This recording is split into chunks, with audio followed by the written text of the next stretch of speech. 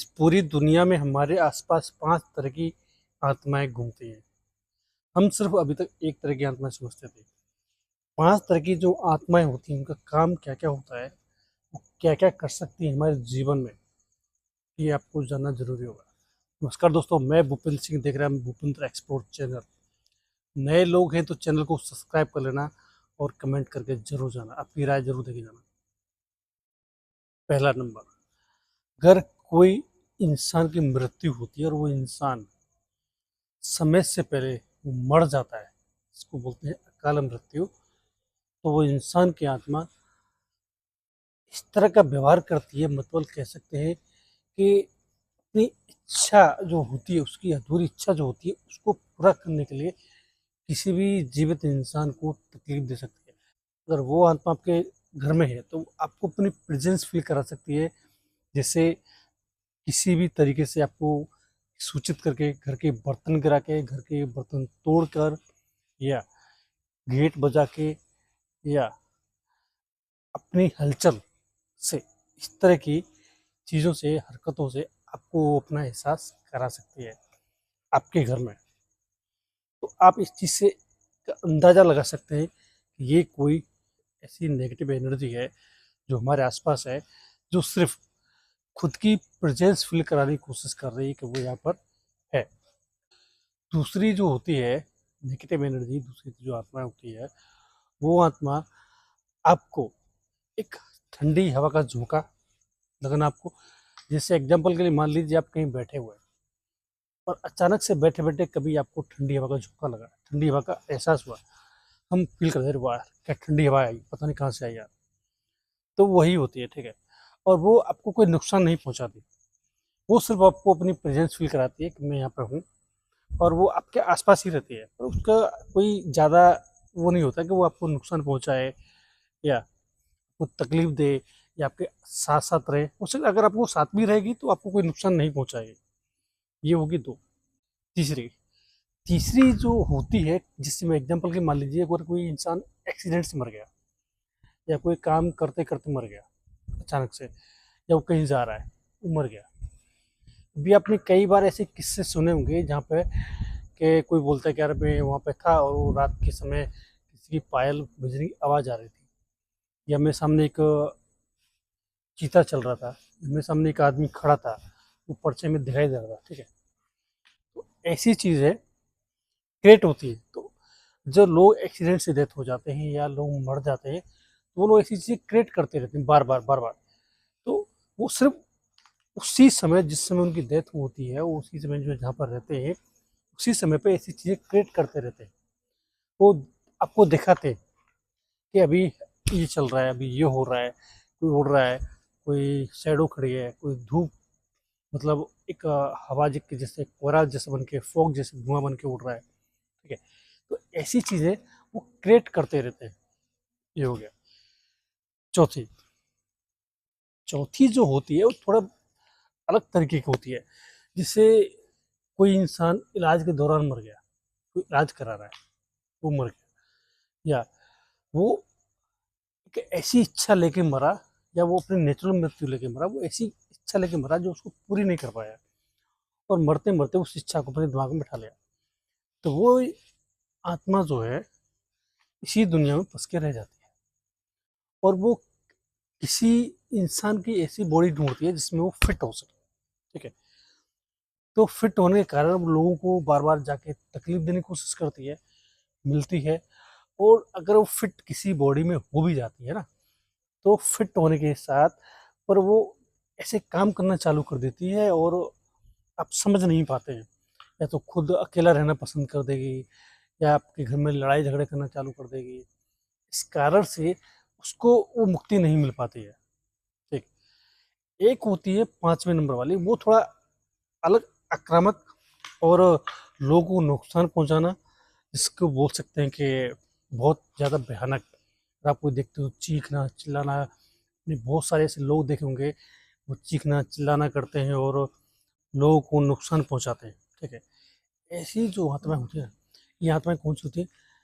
खुद को फांसी देकर मर जाना, खुद से जहर खा के मर जाना, खुद आत्महत्या करना, ठीक है? ये थोड़ी क्रूर हो जाती हैं और ये जब इनका जाने का समय होता है तो जाती नहीं है, ये इसी धरती पर रह जाती है और ये जन्म जन्म तक भटकती रहती है, इनको अचानक से इतनी जल्दी मुक्ति नहीं मिलती है।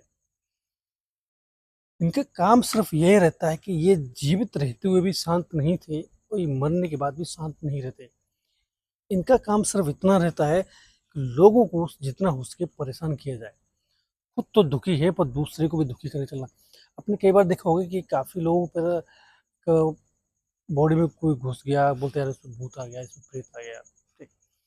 तो ये वही होती हैं और ये अगर एक बार किसी बॉडी के अंदर घुस जाए तो इतनी आसानी से ये निकलती नहीं है। किसी बॉडी के अंदर घुस जाए निकलती नहीं है और उस इंसान को इतना परेशान कर देती है, हो सकता है किसी किसी को तो ये साथ में ही लेके चले जाते, उस बेचारे की ज़िंदगी खत्म हो जाती है। पर इनको बॉडी इतनी आसानी से मिलती नहीं है। मानिए कि जैसे आप अगर 7 नंबर का जूता पहनते हैं तो आत्मा ऐसा बॉडी ढूंढेगी वो 7 नंबर का ही हो। वैसे सात एक एग्जांपल बताता हूँ कि 33 गुण, 36 गुण, 25 गुण, 28 गुण वाले जो व्यक्ति होता है ना, किसी की राशि भारी होती है, किसी का चंद्रमा भारी होता है, किसी का राहु भारी होता है, किसी का केतु भारी होता है, ठीक है। इन कारणों की वजह से बॉडी को, आत्मा को ऐसी बॉडी ढूंढना बड़ा मुश्किल पड़ जाता है। तो वो कोशिश करती है बार बार, हर किसी बॉडी के अंदर घुसने की कोशिश करती है पर वो फिट नहीं हो पाता। अगर किसी बार अचानक से फिट हो जाए तो फिर उसको निकालना बहुत मुश्किल पड़ जाता है। और ऐसी आत्मा इतना जल्दी रिएक्ट नहीं करती। वो आपके साथ रहेंगी, आपके साथ खाएंगी, आपके साथ पिएंगी, पर समय समय पे ऐसी हरकतें करेंगी आप खुद कंफ्यूज हो जाओगे एक्चुअली हुआ क्या है और क्या हो रहा है। वो आपके घर में लंबी बीमारी दौड़ा देंगी, घर में झगड़े करा देंगी, घर में रहकर आपको पता ही नहीं लगेगा कि आपके घर में एक्चुअली चल क्या रहा है। लोग बीमार पड़ने लगेंगे। तो ऐसी जो चीज़ें घर में हो रही हैं आपके, तो इसका मैं एक सटीक तरीका आपको बता देता हूँ। आपको लग रहा है कि आपके घर में कुछ किसी को अनबिलीवेबल चीज़ें हो रही हैं जो आपने कभी देखी नहीं, और साइकोलॉजी देखो, डॉक्टर पर दिखाने ले जाओगे तो डॉक्टर उनका अलग मतलब निकालेगा, वो अपने साइंटिफिक तरीके से, डॉक्टर मेडिकल तरीके से चीज़ें बताएगा। पर अब 10 लोगों को दिखाएगा तो 10 लोग एक ही चीज़ बोलेंगे, इस पे ये है, ठीक, इस पे भूत आ गया है, इसके ऊपर किसी की आत्मा आ गई है, ये चीज़ें वो बोलेंगे डॉक्टर। ये चीज़ें होती हैं, ठीक। तो अगर ऐसा आपको लग रहा है कि आपके आसपास या आपके घर में कोई इंसान है, वो ठीक नहीं हो रहा है या उसके साथ कुछ भी गलत हो रहा है, तो आप एक काम कर सकते हैं। रात के समय जब वो इंसान सो रहा हो तो उसके पास में ना नींबू रख दें सोते समय तकिए के नीचे, ठीक है। उसको पता नहीं चलना चाहिए।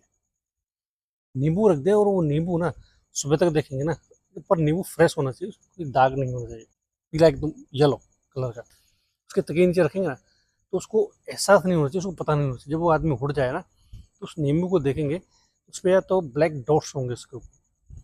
ब्लैक डॉट्स नहीं तो एक काम कीजिए, उस नींबू को खाली गिलास लीजिए, खाली गिलास में पानी भरिए पूरा, उस नींबू को उसमें डाल दीजिए। अगर कुछ नहीं है तो वो नींबू पानी के ऊपर तैरेगा, ठीक। अगर उसके बॉडी के अंदर या उसकी कोई एनर्जी है तो नींबू पानी के अंदर चला जाएगा। इससे पता लगा सकते हो कि उसके साथ कुछ है। अगर उसकी बॉडी पे ऐसा कुछ है, अगर नींबू के जरिए पता चल रहा है, तो इसको निकालने का एक ही तरीका है। इसको आप बड़ी आसानी से निकाल सकते हो। कैसे? सुनो, जिस वैसे तो इंसान कभी मंदिर नहीं जाता, ठीक है। आपको इससे कैसे भी करके सैटरडे या मतलब मंगलवार या शनिवार के दिन इसको किसी भी तरीके से हनुमान मंदिर लेके जाओ। मंदिर के बहाने ये ना बोल देगा, बाहर जाने के बहाने ना बोल देगा। आप इसको जहाँ भी साथ ले जाने के लिए बोलोगे साथ नहीं जाएगा। ये सिर्फ अकेला रहना पसंद करता है और अकेला ही सोता है, किसी से बात भी नहीं करेगा।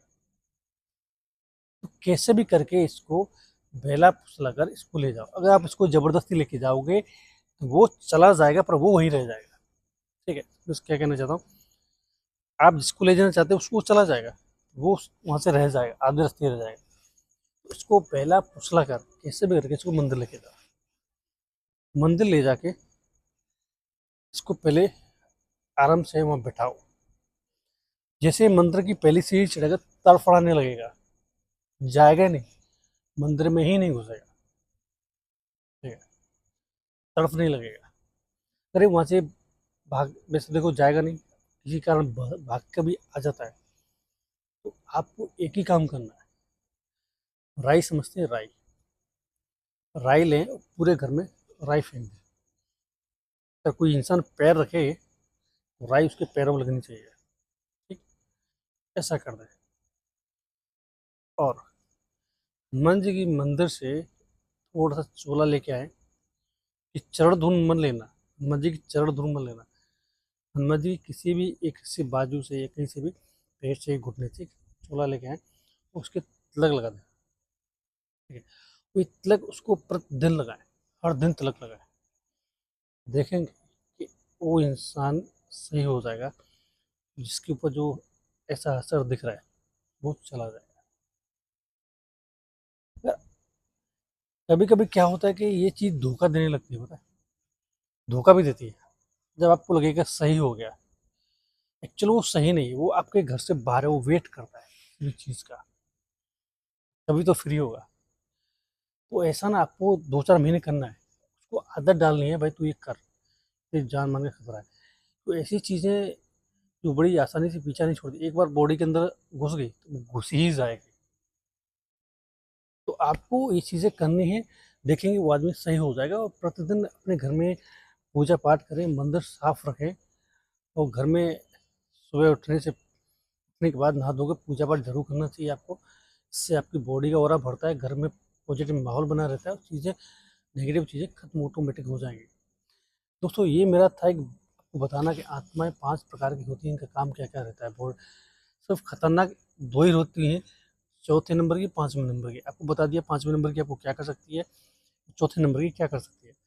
अगर मेरा वीडियो अगर आपको अच्छा लगा है तो दोस्तों चैनल को सब्सक्राइब जरूर करना, वीडियो को लाइक करना।